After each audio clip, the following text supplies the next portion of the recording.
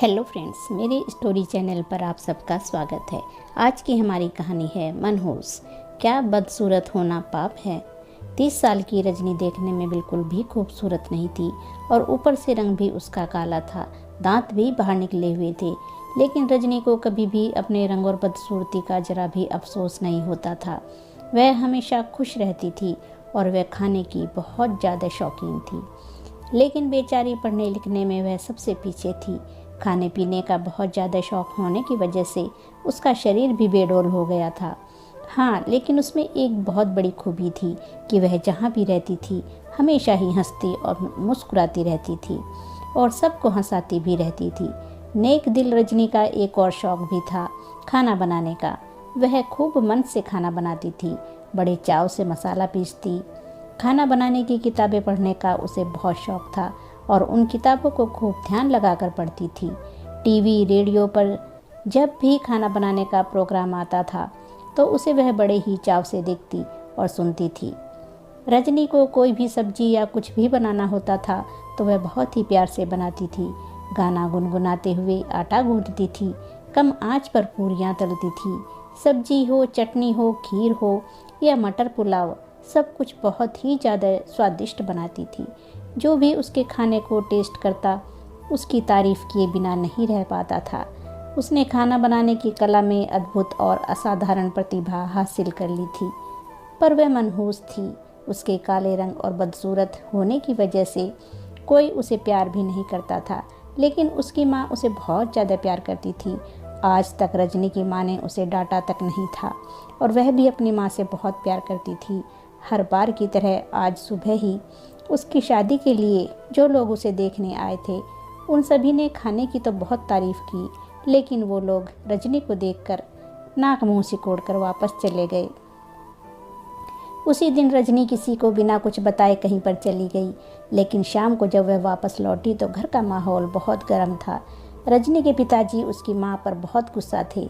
बोल रहे थे कि पता नहीं हमने कौन से पाप किए हैं जिसके बदले हमारे घर यह मनहूस लड़की पैदा हुई है। रोज़ अपने पिता से अपनी बदसूरती के ऊपर कोई ना कोई ताना वह सुनती ही रहती थी, लेकिन रजनी पर इन सब बातों का कोई भी असर नहीं होता था। वह बहुत खुशी खुशी अपनी माँ को कुछ बताने गई और उसने अपनी माँ से कहा, माँ, बहुत भूख लगी है, पहले कुछ खाने को दो, फिर मैं आपको एक खुशखबरी दूंगी। उसके हाथों में एक सर्टिफिकेट और एक चेक भी था, लेकिन उसकी माँ भी आज बहुत गुस्से में घर के काम कर रही थी। उसकी तरफ देखे बिना ही बोली, रजनी, तू सचमुच में बहुत मनहूस है। काश तू पैदा होते ही मर जाती तो आज हमें यह दिन नहीं देखना पड़ता। तेरे 20 रिश्ते आए मगर किसी ने भी तुझे पसंद नहीं किया। उस मनहूस लड़की को अपनी माँ से ऐसी उम्मीद नहीं थी। उसका दिल बैठ गया। उसके चेहरे पर जो खुशी थी वो ना जाने कहाँ गुम हो गई थी, क्योंकि उसके पिता, आस पड़ोस के सभी लोग और उसके सारे रिश्तेदार ही उसे मनहूस कहा करते थे, लेकिन उसकी माँ ने यह शब्द उसके लिए कभी भी इस्तेमाल नहीं किया था। किसी बात पर उसे कभी डांटा भी नहीं था।